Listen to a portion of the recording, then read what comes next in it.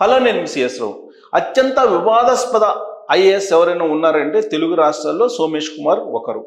ఆయన 1000 కోట్ల రూపాయల అవినీతికి పాల్పడ్డారనేది తాజాగా ఆయన మీద వస్తున్నటువంటి ఆరోపణ.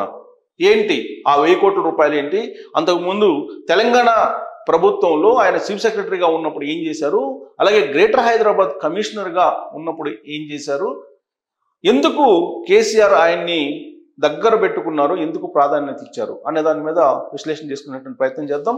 సో సోమేష్ కుమార్ తాజాగా ఆయన మీద వచ్చినటువంటి ఆరోపణల ప్రకారం తెలంగాణ వాణిజ్య పన్నుల శాఖలో ఒక భారీ కుంభకోణం బయటకు వచ్చింది.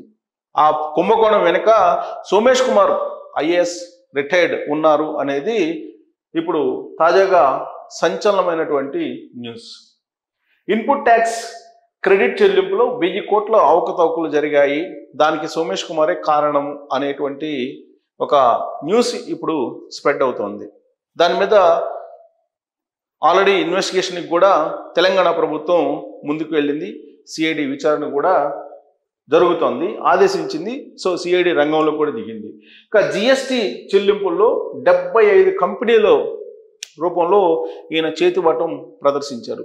సో 75 కంపెనీలకు సంబంధించి జిఎస్టి వ్యవహారంలో అక్రమాలకు పాల్పడ్డాడు సోమేష్ కుమార్ అనేది ఆయన మీద వస్తున్నటువంటి ప్రధానమైనటువంటి ఆరోపణ.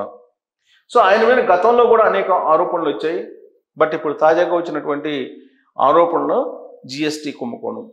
ఫోరెన్సిక్ ఆడిట్ నివేదికలో ఈ స్కామ్ బయటపడింది. ఆడిట్ చేస్తూ ఉంటారు ఏ రాష్ట్ర ప్రభుత్వం అయినా, ఫోరెన్సిక్ ఆడిట్, దాంట్లో ఇప్పుడు బయటపడింది.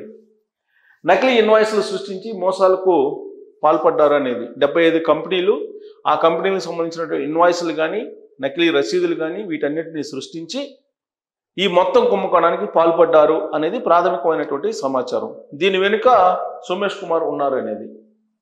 ఇక కుంభకోణంలో తెలంగాణ ప్రభుత్వ మాజీ ప్రధాన కార్యదర్శి పాత్ర ఉందని చెప్పి సోమేష్ కుమార్ ఎవరంటే తెలంగాణకి చీఫ్ సెక్రటరీగా చేశారు. కేసీఆర్కి అత్యంత ప్రియమైనటువంటి, అభిమానించేటువంటి ఐఏఎస్ అధికారి.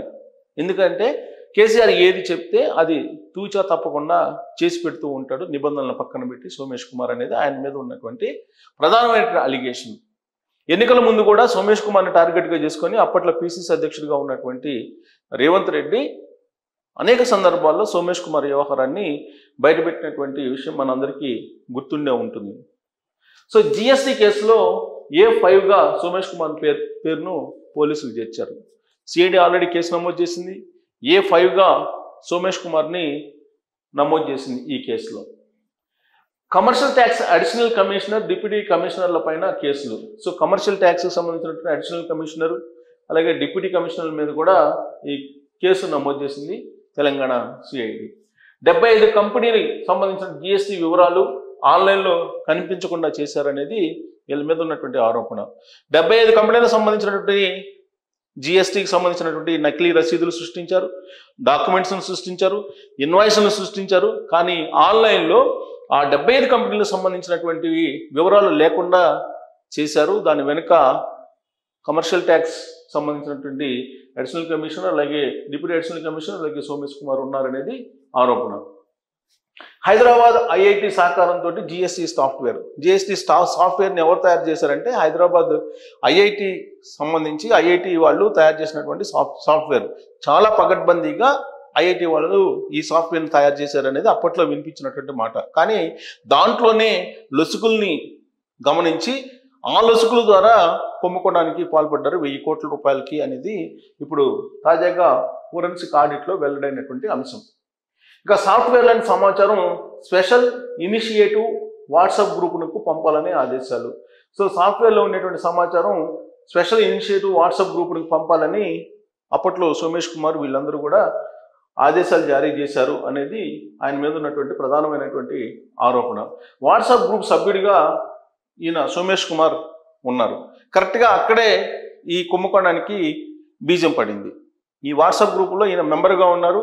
ఆయన ఈ సాఫ్ట్వేర్కి సంబంధించిన వివరాలు కానీ జిఎస్టీకి సంబంధించిన వివరాలు కానీ ఎప్పటికప్పుడు పంపించమని చెప్పి ఆయన ఆ గ్రూప్లో మెన్షన్ చేసేవాళ్ళు, ఆదేశాలు జారీ చేసేవాళ్ళు. ఆ విధంగా గ్రూప్లో మెసేజ్లు కూడా వచ్చాయి. అక్కడి నుంచే మొత్తం వ్యవహారం నడిచింది. ఆ వ్యవహారం నడపడానికి సోమేష్ కుమార్ మొత్తం కీలక పాత్ర వహించారు అనేది ఆయన మీద ఆరోపణ. సోమేష్ కుమార్ ఆదేశాలతోనే సాఫ్ట్వేర్లో మార్పులు చేశారని ఫిర్యాదు. సో సిఐడికి ప్రాథమికంగా వచ్చినటువంటి సమాచారం ఏంటంటే అప్పట్లో తెలంగాణ చీఫ్ సెక్రటరీగా ఉన్నటువంటి సోమేష్ కుమార్ ఇచ్చినటువంటి ఆదేశాలతోటే ఆ సాఫ్ట్వేర్లో గందరగోళం చేసి మార్పులు చేశారు అనేది ప్రాథమికంగా సిఐడి నిర్ధారించుకుంది. సిసిఎస్ పోలీసులకు ఫిర్యాదు చేసిన commercial tax commissioner Ravi Kanuri. So commercial tax కమిషనర్గా ఉన్నటువంటి రవి ఈ మొత్తం కుంభకోణానికి సంబంధించిన వ్యవహారాన్ని బయటికి తీశారు.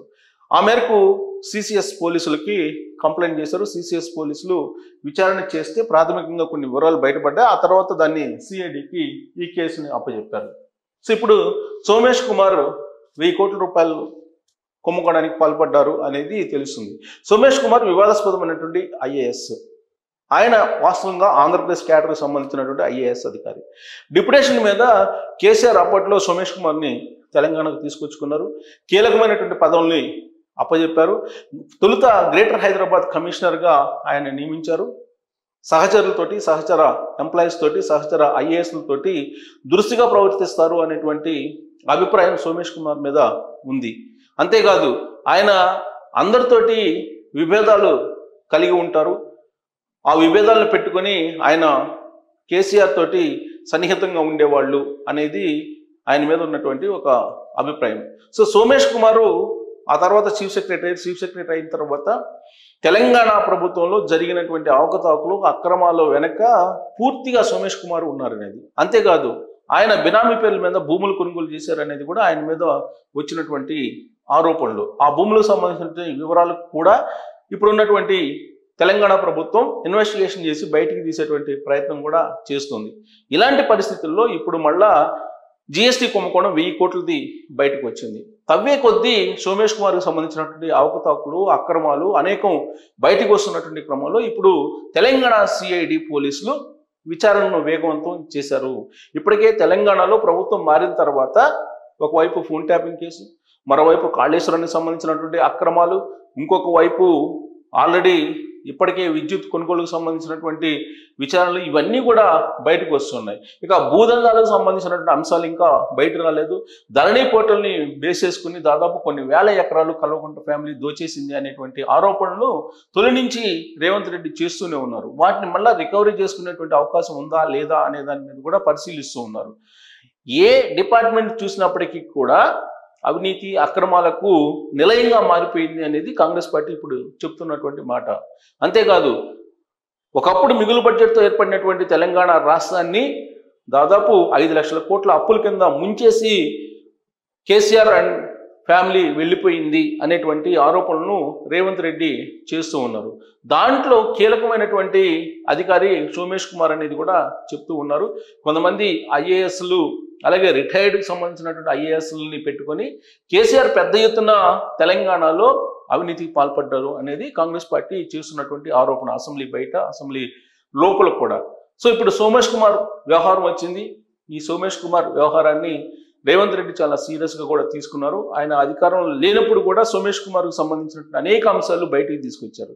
ఇప్పుడు 1000 కోట్ల రూపాయల కుంభకోణం బయటకు వచ్చింది కాబట్టి దీని మీద సోమేష్ కుమార్ని అరెస్ట్ చేసేటువంటి అవకాశం ఉందా అనేటువంటి ఒక చర్చ అయితే జరుగుతుంది.